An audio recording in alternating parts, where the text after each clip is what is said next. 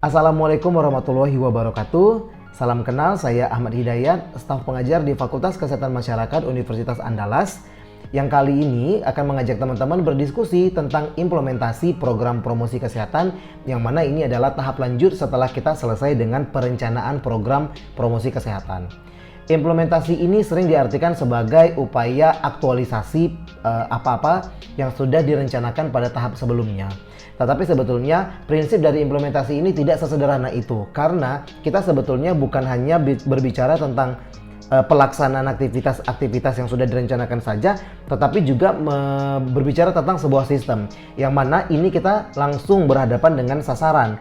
Maka ketika kita melaksanakan implementasi, jika memang diharuskan terjadinya adjustment atau penyesuaian dari apa yang sudah kita rencanakan sebelumnya, itu tidak masalah. Jadi itu diperbolehkan sekali, karena yang akan menerima program, yang akan melaksanakan perubahan perilaku kalau dalam konteks promosi kesehatan adalah si sasaran. Jadi jangan sampai kita memaksakan apa yang kita anggap betul, apa yang kita anggap baik, benar, tetapi belum tentu penerimaan dari sasaran sampai pada tahap itu.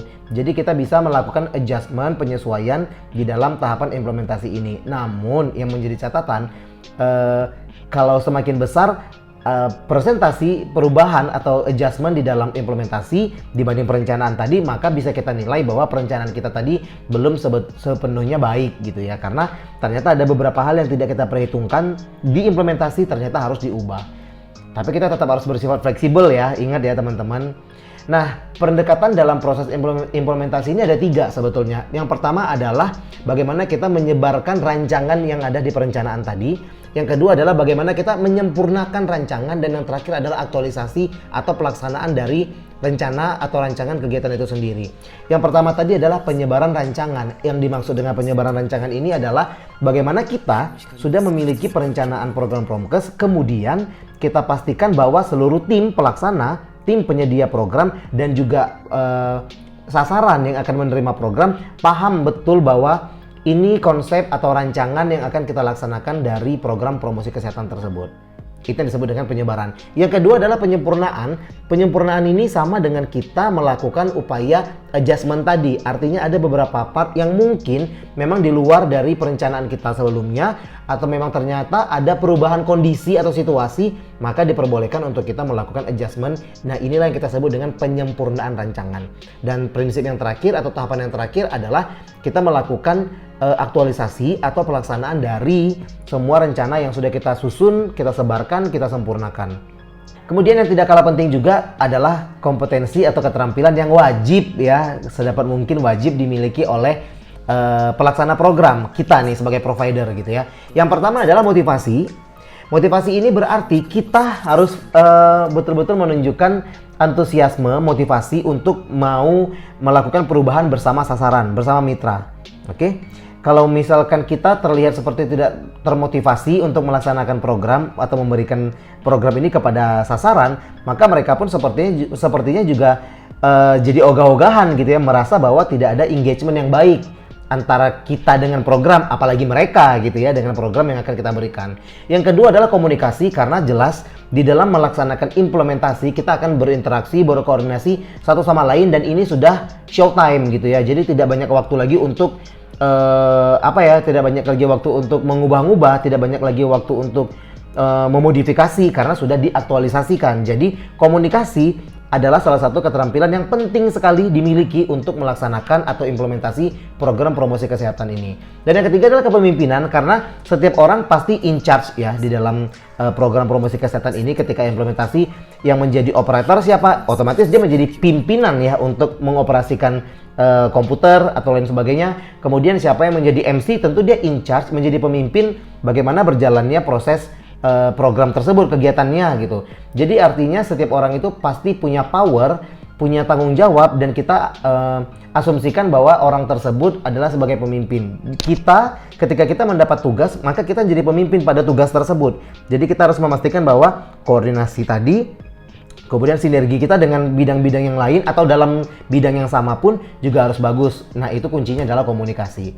Nah, yang keempat, keterampilannya adalah mengarahkan. Sama, ini kurang lebih sama dengan yang supervisi. Bedanya kalau mengarahkan kita jelas mendirect ya, mengarahkan dia harus melakukan apa, mengerjakan apa, berhenti mengerjakan apa, dan lain sebagainya.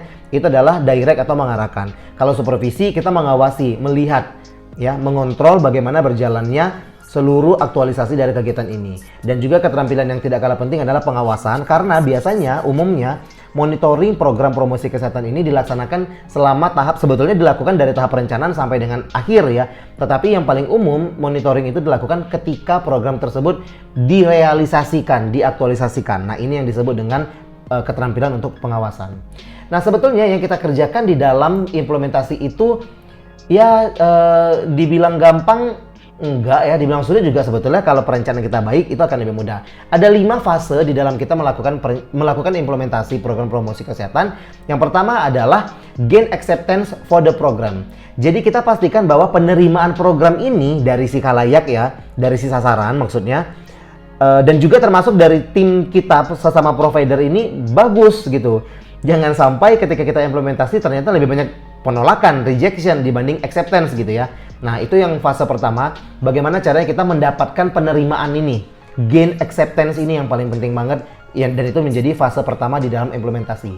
Fase yang kedua adalah specify task and estimate resource needs. Nah, ini kita menspesifikasikan tugas-tugas, aktivitas-aktivitas, kegiatan-kegiatan yang akan kita lakukan di dalam implementasi, serta kita harus memperkirakan sumber daya apa saja yang kita perlukan untuk merealisasikan kegiatan atau aktivitas tersebut. Nah, yang perlu teman-teman ingat juga bahwa sebetulnya resource ini bukan hanya berbentuk fisik ya, tetapi juga ada yang namanya social capital, alias kelompok sasaran ini ataupun dari kita juga sebagai provider itu juga dihitung sebagai resource ya. Jadi semua bentuk yang mendukung, semua material, dukungan ya, yang bisa mensukseskan kegiatan kita untuk melaksanakan aktivitas-aktivitas kita, itu kita sebut sebagai resource gitu ya. Dan yang ketiga, fase ketiga adalah develop specific plan for the program activities. Ini yang tadi kalau misalkan kita sudah tahu apa saja kegiatannya, maka POA di dalam setiap kegiatan itu harus disebutkan secara jelas. Dan kegiatan secara jelas ini harus kita tuangkan berapa lamanya, siapa yang melaksanakan, siapa yang memonitor, siapa yang penanggung jawab, apa saja material atau media yang diperlukan, dan lain sebagainya. Ini yang kita sebut dengan specific plans for the program activities. Nah, fase yang keempat, establish a mechanism for program management.